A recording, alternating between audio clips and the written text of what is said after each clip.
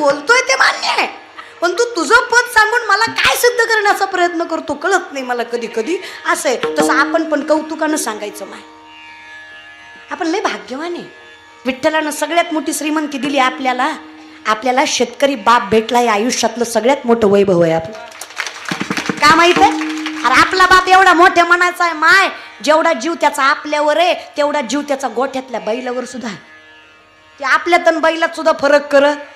एवढं ज्याचं मन मोठं आहे तो आपला बाप आहे. करा विचार, विठ्ठल कसं राखणार नाही आपलं. समदृष्टी घेता समान श्री हरी शमदमावरी हरी झाला अधिकार आहे आपल्या बापाचा. अहो शेतकऱ्याच्या बायकोनं तेल तिखट मीठ पाणी टाकून भाजी करू द्या, काय लागती दादा.